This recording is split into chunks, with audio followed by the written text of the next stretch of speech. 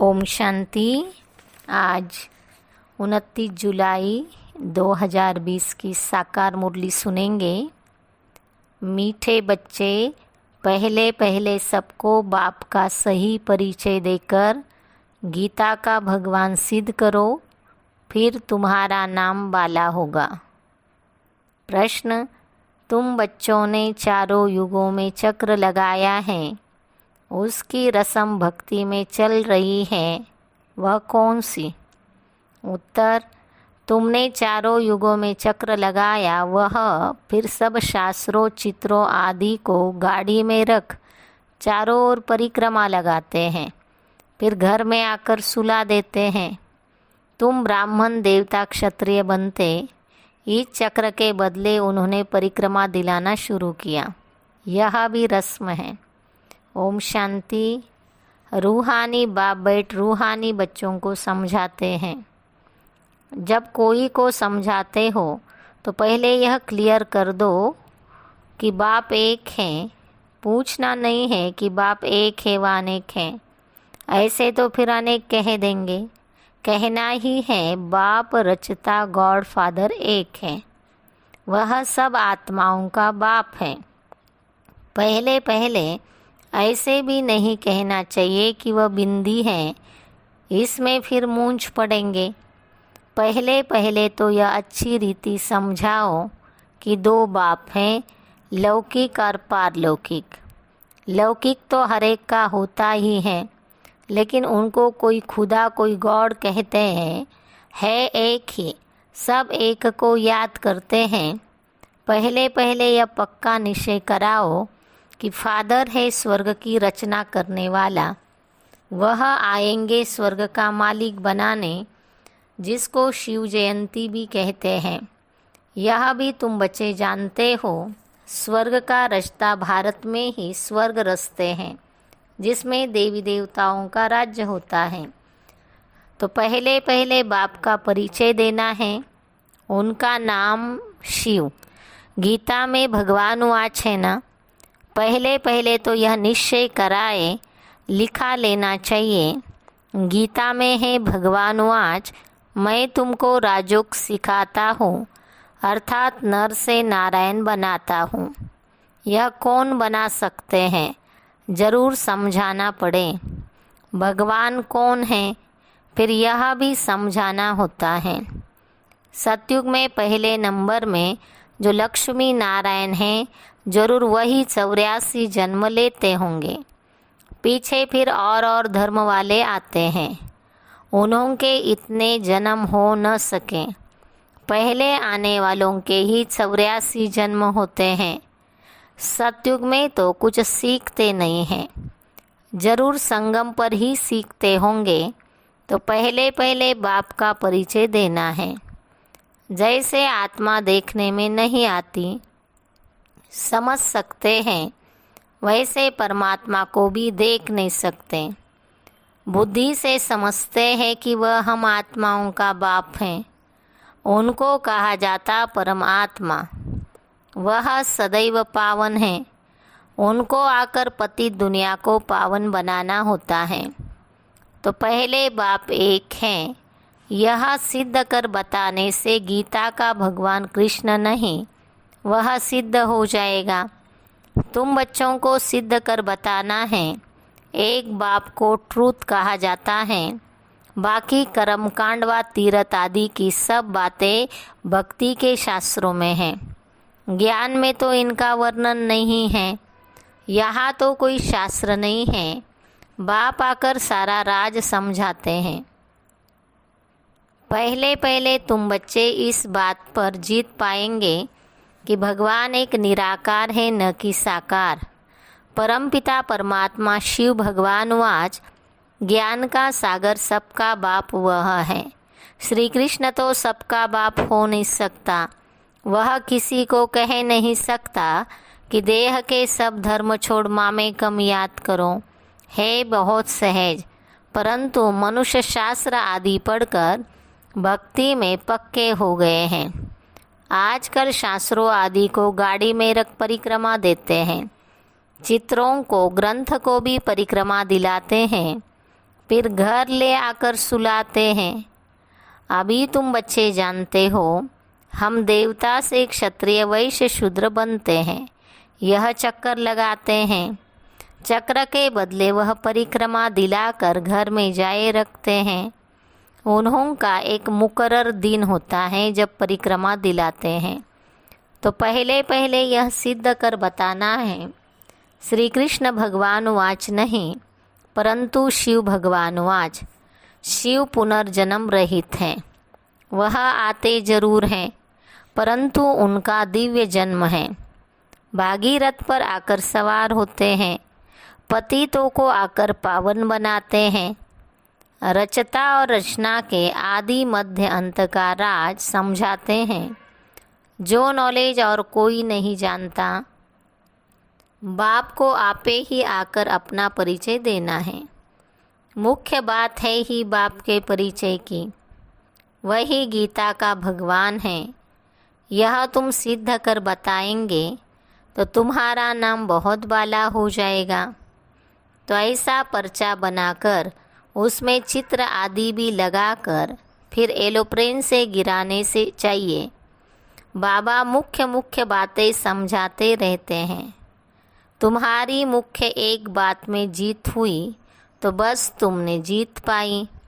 इसमें तुम्हारा नाम बहुत बाला हुआ है। इसमें कोई खिटपिट नहीं करेंगे, यह बड़ी क्लियर बात है। बाप कहते मैं सर्वव्यापी कैसे हो सकता हूँ? मैं तो आकर बच्चों को नॉलेज सुनाता हूँ। पुकारते भी है आकर पावन बनाओ, रचता और रचना का ज्ञान सुनाओ। महिमा भी बाप की अलग, कृष्ण की अलग है। ऐसे नहीं शिव बाबा आकर फिर कृष्ण व नारायण बनते हैं, 84 जन्मों में आते हैं। नहीं, तुम्हारी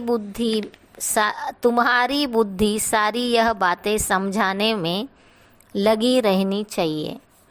मुख्य है ही गीता। भगवान वास तो जरूर भगवान का मुख चाहिए ना। भगवान तो है निराकार। आत्मा मुख बिगर बोले कैसे? तब कहते मैं साधारण तन का आधार लेता हूँ। जो पहले लक्ष्मी नारायण बनते वही 84 जन्म लेते लेते पिछाड़ी में आते हैं, तो फिर उनके ही तन में आते हैं। कृष्ण के बहुत जन्मों के अंत में आते हैं। ऐसे ऐसे विचार सागर मंथन करो कि कैसे किसको समझाए। एक ही बात से तुम्हारा नाम बाला हो जाएगा। रचता बाप का सबको मालूम पड़ जाएगा। फिर तुम्हारे पास बहुत आएंगे, तुमको बुलाएंगे कि यहाँ आकर भाषण करो। इसलिए पहले पहले अल्प सिद्ध कर समझाओ। तुम बच्चे जानते हो, बाबा से हम स्वर्ग का वर्षा ले रहे हैं। बाबा हर 5000 वर्ष के बाद भारत में भाग्यशाली रथ पर आते हैं। यह है सौभाग्यशाली जिस रथ में भगवान आकर बैठते हैं। कोई कम है क्या? भगवान इनमें बैठ बच्चों को समझाते हैं। मैं बहुत जन्मों के अंत में इनमें प्रवेश करता हूँ। श्री कृष्ण की आत्मा का रथ है ना, वह खुद कृष्ण तो नहीं है, बहुत जन्मों के अंत का है। हर जन्म में फीचर्स, एक्यूपेशन आदि बदलता रहता है। बहुत जन्मों के अंत में जिसमें प्रवेश करता हूँ वह फिर कृष्ण बनते हैं। आते हैं संगम युग में। हम भी बाप का बनकर बाप से वर्षा लेते हैं। बाप पढ़ाकर साथ ले जाते हैं और कोई तकलीफ की बात नहीं। बाप सिर्फ कहते मामेकम याद करो। तो यह अच्छी रीति विचार करना चाहिए कि कैसे कैसे लिखें। यही मुख्य मिस्टेक है जिस कारण भारत अनराइटियस, इरिलीजियस, इंसॉल्वेंट बना है। बाप फिर आकर राजयोग सिखलाते हैं, भारत को राइटियस सॉल्वेंट बनाते हैं।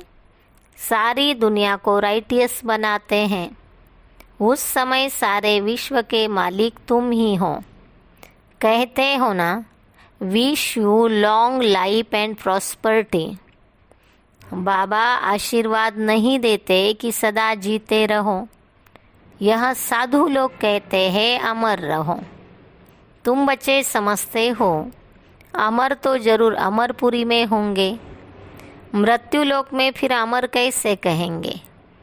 तो बच्चे जब मीटिंग आदि करते हो तो बाप से राय पूछते हैं, बाबा एडवांस राय देते हैं, सब अपनी अपनी राय लिख भेजे, फिर भल इकट्ठे भी हो। राय तो मुरली में लिखने से सबके पास पहुंच सकती है, 2-3 हजार खर्चा बच जाए। इन 2-3 हजार से तो 2-3 सेंटर खोल सकते हैं। गांव-गांव में जाना चाहिए चित्र आदि लेकर। तुम बच्चों का जास्ती इंटरेस्ट सूक्ष्म वतन की बातों में नहीं होना चाहिए। ब्रह्मा विष्णु शंकर आदि चित्र हैं तो इस पर थोड़ा समझाया जाता है। इन्हों का बीच में थोड़ा पार्ट है, तुम जाते हो मिलते हो, बाकी और कुछ है नहीं, इसलिए इसमें जास्ती इंटरेस्ट नहीं लिया जाता है। यहाँ आत्मा को बुलाया जाता है, उनको दिखाते हैं। कोई कोई आकर रोते भी हैं, कोई प्रेम से मिलते हैं, कोई दुख के आंसू बहाते हैं। यह सब ड्रामा में पार्ट है, जिसको चिटचैट कही जाए। वो लोग तो ब्राह्मण में कोई की आत्मा को बुलाते हैं, फिर उनको कपड़ा आदि पहनाएंगे। अब शरीर तो वह खत्म हो गया, बाकी पहनेंगे कौन। तुम्हारे पास वह रस्म नहीं है, रोने आदि की तो कोई बात ही नहीं। तो ऊंचे ते ऊंच बनना है, वह कैसे बने। जरूर बीच में संगम युग है जब पवित्र बनते हैं। तुम एक बात सिद्ध करेंगे तो कहेंगे यह तो बिल्कुल ठीक बताते हैं। भगवान कभी झूठ थोड़ी बता सकते हैं। फिर बहुतों का प्यार भी होगा, बहुत आएंगे। समय पर बच्चों को सब पॉइंट्स मिलती रहती हैं।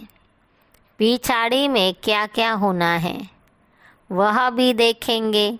लड़ाई लगेगी, बॉम्ब्स छूटेंगे, पहले मौत है उस तरफ। यहाँ तो रक्त की नदियाँ बहनी हैं, फिर घी दूध की नदी। पहले पहले धुआं विलायत से निकलेगा, डर भी वहाँ है।